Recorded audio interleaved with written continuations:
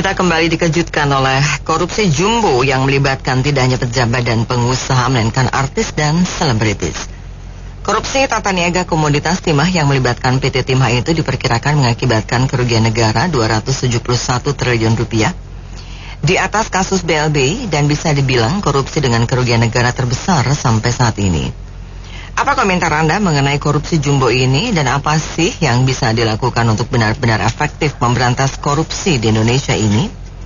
633-9160 dan WhatsApp call 0816-924-924 kami buka untuk Anda. Di Indonesia memang banyak jumbo, ya gak? Pesawat jumbo, manusia jumbo, korupsi jumbo. Itulah.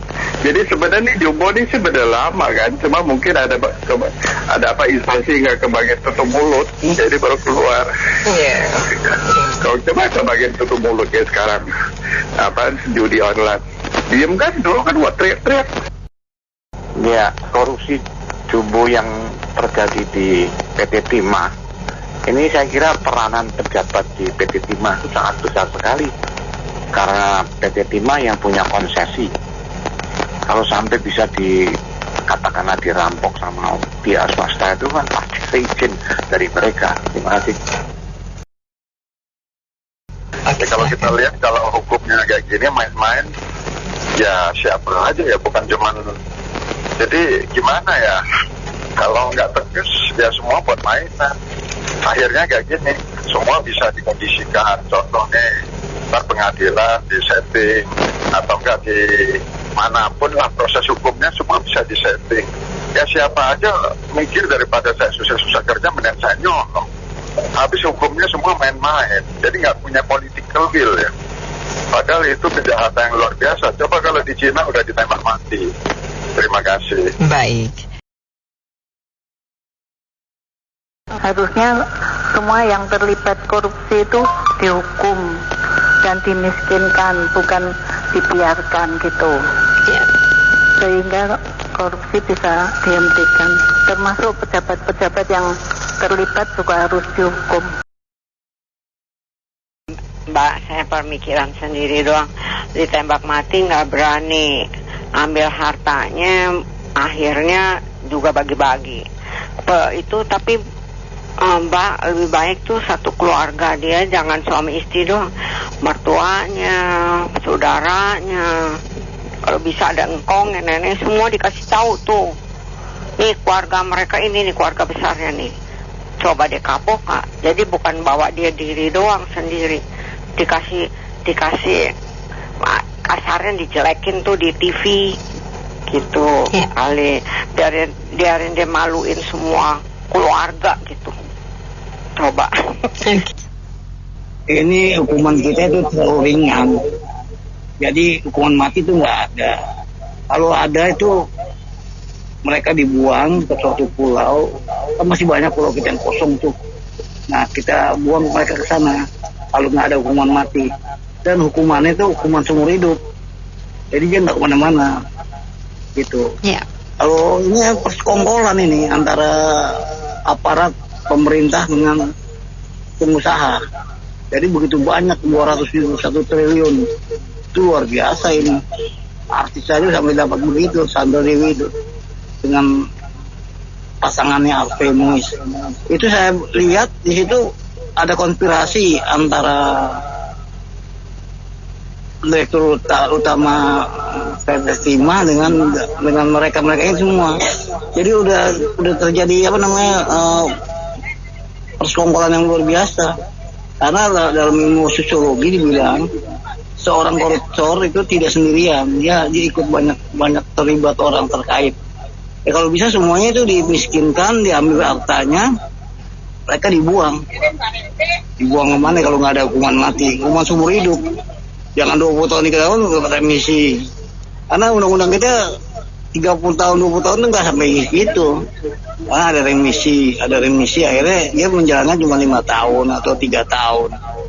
Itu yang susahnya di situ. Jadi nggak bisa selesai lah masalah korupsi ini. Terima kasih. Iya Bu, saya dengar barusan tuh ngomongan kalau dihukum percuma Bu. Kedengaran yang pertama seumur hidup. Besok tinggal 2 hari. Ya. Pada kesel begitu jadinya, mendingan sekeluarganya, tapi sebelumnya tuh dikeluarin. Ini anaknya dia nih, mantunya dia nih, cucunya dia nih, semuanya begitu Bu. Dikasih itu besoknya 2 hari, dikeluarin 2 hari. Ya. Makasih ya. Enggak, mestinya kalau mau nggak ada korupsi lagi tuh ikutin Korea Utara Kim Jong Un tuh bagus tuh. Yang saya lihat menterinya korupsi dihukum sekeluarga tuh. Hukumnya sadis lagi, dikasih makan sama Doberman, 20 ekor Doberman lagi lapar, dilemparin semua tuh satu keluarga. Nah itu baru tuh. Nggak ini apa? Korupsi nggak ada lagi kali di tempat kita. Kalau hukumnya kayak gini-gini mas sampai kapan juga sampai mati juga pasti begini terus Pak Bedi. Kita yang susah, makin susah jadinya. Oke. Yang saya baca terakhir, ada komut jalan tol yang terlibat dalam timah ini. Jadi sebenarnya timah itu berawal dari tubuh timah sendiri. Jadi jangan salahkan swasta. Jadi gini, halaman timah PT Timah itu tuh ada galian yang sudah nggak kepake, maksudnya ya kayak timah afkiran gitu ya. Terus itu dibolehkan ke rakyat untuk ditambah. Lalu rakyatnya makin lama makin ngelunjak, nambanglah yang lainnya. Dan ya mungkin juga makin ngelunjak karena orang dalamnya juga ikutan. Tapi anehnya timah itu tidak masuk ke PT Timah, tapi malah dijual ke PT Timah.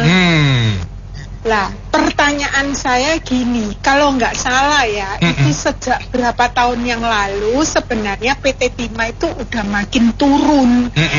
Hasil tambangnya udah makin turun. Terus pertanyaan saya, dirutnya kemana ya? Komutnya kemana ya? Terus auditornya gimana ya? Terus pertanyaan saya lagi, kalau nggak salah loh ya, itu kan udah PTI LTD. Nah, terus gimana itu kok bisa seperti itu? Jadi ini kan sama aja seperti BUMN lainnya, seperti Jiwasraya kayak gitu-gitu. Nah, setelah itu makin lama ya, namanya orang nyuri kan, kalau 1 kali nggak ketemu, ya 2 kali, 3 kali keenakan ya terus kan. Nah, betul. Ya itu makanya kerjasama. Jadi otomatis satu bullshit kalau rakyat sana tidak tahu. Omong kosong kalau kepala daerah di sana juga tidak terlibat. Ya kan? Terus PT Timahnya juga sendiri. Lah, sebenarnya peristiwa ini itu yang mengetahui kayaknya sih. Rumornya itu Pak Jokowi, terus Pak Jokowi gandeng itu. Nah, kasihan kan kalau KPK-nya dibuang sama Pak Jokowi. Masih ingatkah pada saat import migas itu apa namanya? Petral dibubarin, terus kan diaudit tuh, diaudit itu hasil auditnya udah diserahin ke KPK, tapi sama KPK cuman disimpan saja, mungkin untuk bahan. Untuk bahan apa? Cari duit. Ngerti nggak? Jangan tanya saya lagi. Iya Bu.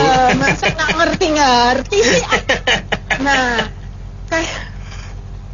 jadi kayak gitu. Oleh sebab itu kali ini PT Timah itu sama Pak Jokowi nggak dikasih ke KPK, dikasihnya ke ini. Terus Bu Sri Mulyani pun melaporkan tentang kasus yang baru-baru ini, apa itu namanya, ekspor import itu, ekspor LPI, dana ekspor LPI, ya. itu pun kan juga dilaporinnya ke kejaksaan. Terus Pak Erick Thohir pun juga lapornya ke kejaksaan tentang asuransi. Ada asuransi lagi loh ini, asuransi BUMN. Nah, celaka kan kalau tadi ada Pak Joni yang bertanya sampai kapan pun nggak bakal, atau sampai kapan ini bisa selesai. Kayaknya nggak bakal selesai kalau kita nggak berani cut generation, atau kita nggak berani seperti Cina, yaitu sediakan 100 peti mati 99, satu untuk saya. Jadi artinya nggak peduli siapapun, tapi masalahnya adalah demokrasi kita ini dibuatnya saling gigit menggigit. Masih ingat undang-undang perampasan aset? Itu Pak Jokowi dibikin diputar-putar maksudnya dibulet-bulet sama si DPR sama orang-orang itu semua. Jadi Pak Jokowi itu kayak orang bodoh yang nggak bisa apa-apa, atau orang yang linglung yang udah tak berdaya kayak gitu. Terus lu bisa apa? Gitu loh artinya. Jadi kalau ada orang yang mengatakan presiden sih nggak mau bikin perpu untuk koruptor yang dihukum mati bla bla bla. Yang kalau DPR nggak mau ya bikin perpu aja, nggak bisa. Yang lalu Pak Jokowi udah mencoba bikin perpu, tapi diancam oleh DPR. Hebat kan DPR. Nah, jadi artinya pertanyaan saya di sini adalah, selama ini kita kalau pemilu, kita kan apa itu sama DPR, pileg-pilegnya. Padahal sebenarnya pileg itu rawan banget. Sebenarnya kita juga harus betul-betul pay attention to pileg, jangan pilpres doang. Nah, kalau enggak gimana? Bayangin, contoh juga calon presiden yang bekerja sama dengan orang yang tidak mau hilirisasi, kok ya bisa-bisanya ya didukung oleh rakyat kita. Lah, balik lagi. Kenapa? Karena memang sudah sejak zaman dahulu kita itu menganut rent seeking. Jadi pokoknya gue nggak peduli nasionalis, gue pedulinya adalah yaitu duit. Seperti kata orang Yahudi itu, siapa namanya Yahudi yang top itu, kan ngomongnya I don't care siapapun yang jadi presiden, I just care duitmu, aku yang mengelola. Itu. Nah, itu ada itu ini kayak gitu.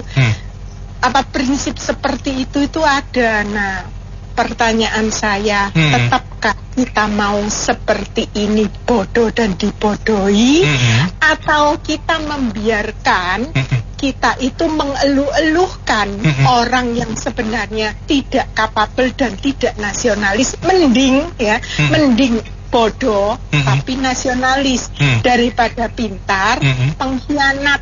Terima kasih. Hemat saya, Pak, seharusnya seperti jalan yang sudah dibebaskan seperti tol Cikampek Jakarta itu kan harusnya udah dikembangkan menjadi bebas ya, Pak. Itu kan percontohan yang harus dijalankan DPR MPR. Bila mana nilai kontrak itu udah selesai, udah lunas, kembalikan kepada rakyat. Itu aja udah korupsi, Pak. Itu yang pertama. Yang kedua, solusinya menurut saya ya, efektifnya kemarin kan saya bilang sama kayak Bu Mila tadi, hukum mati aja, tembak mati. Itu yang pertama. Yang kedua tadi saya bilang bagusnya TNI-nya kan masuk ke DPR MPR, Pak. Dia kan masuknya wakil rakyat juga itu, Pak. Dari DPR MPR-nya di luarnya baru ada KPK. Disitulah penguatan KPK, independensinya itu benar-benar super body yang namanya TNI, polisi, ajudan segala menteri, presiden, nggak ada urusan. Artinya backupnya itu tetap sirkulasi, circle, ketemu, berpisah. Jadi artinya hukum itu pun bisa dibentuk sedemikian rupa bagaimana pertanggungjawaban MPR, DPR, wakil calon-calon daerah itu mengelola swadaya kekayaan alam Indonesia ini dibackingi atau diawasi TNI itu sendiri. Karena mereka itu dari sebagian kita rakyat. Jangan lupa kalau seumpama di luar MPR DPR TNI-nya, kalau kita nonton film India, pengadilan sekalipun polisi itu berjaga tetap di samping pengadilan itu bila mana ada kerusuhan, bukan begitu, Pak? Iya. Begitu juga MPR DPR-nya. Kalau bila terjadi di depannya nanti makar, segala propaganda dan lain sebagainya, TNI yang nggak ada, apa jadinya, Pak? Revolusi. Oke. Mungkin begitu, Pak Beni. Terima kasih. Kalau saya begini, Pak. Kalau korupsi itu umpamanya dalam 1 tahun cuman 10 juta, itu dimaafkan saja. Tapi kalau korupsinya umpamanya dalam 1 tahun miliaran, apa lebih dari miliaran, itu memang harus diberikan pelajaran. Pelajarannya, karena itu kan jadi merusak gitu, Mas. Iya. 1M kan dari seorang, kalau ratusan orang berapa? Nah, itu Pak, betul. Jadi merusak negara namanya kan. Kasih pelajaran yang kira-kira menjadikan efek jerak gitu. Kira-kira apa tuh, Pak? Ditelanjangin lah. Iya, ditelanjangin itu. Ya dihukum. Hukumnya terserah pemerintah lah, masa 2 tahun, 2 tahun, yang penting ditelanjangin. Jangan pakai baju, jangan pakai celana gitu. Itu kalau sempak boleh. Kalau sempak boleh untuk ya jangan terlalu inilah. Tapi itu selama dihukum tetap dia telanjang gitu. Kalau yang umpamanya dalam 1 tahun cuma 10 juta itu mah itu uang saku aja lah itu mah istilahnya. Tapi kalau yang miliaran, apalagi triliunan, merusak namanya. Betul, Pak, betul. Ya, itu harus dikasih pelajaran gitu. Kalau udah gitu aja ya. Ya, jadi kalau menurut pendapat saya, itu harus dimulai dari anak-anak waktu masih kecil. Oke. Sekolah terutama ya. Jadi sekarang itu kan banyak anak yang suka menghalalkan segala cara, yang penting nilai saya bagus. Iya, betul. Nyontek juga dihalalkan, diusahakan, yang penting bagus, biar kata nyontek juga biarin aja gitu. Nah, di sini harusnya anak-anak gimana caranya, nggak tahu nih gimana sistem pendidikannya, membuat supaya mereka tuh menjaga nama baik. Nama baik itu lebih penting daripada nilai 100. Iya, integritas ya, Pak ya. Integritas, nama baik lebih penting daripada kekayaan atau kaya raya atau kekayaan yang sangat besar. Ini gimana caranya itu ya, melalui sistem pendidikan kita itu bisa masuk kepada anak-anak. Jadi mereka malu kalau nyontek. Suatu saat mereka korupsi, mereka malu. Betul. Itu saran saya, Pak. Ya, maksud saya sih yang kayak dulu juga ngomong itu anak bini semua, mertua, mantu semua dikasih pamer di TV. Ini dapat berapa duit, ini dapat berapa duit semuanya. Nah terus gedung yang mewah dibakar, mobil yang mewah bakar gitu. Kalau nggak diambil lagi, pulangin lagi. Terima kasih banyak Anda yang sudah beropini dalam Businessman Opinion. Saya Nina Amelia.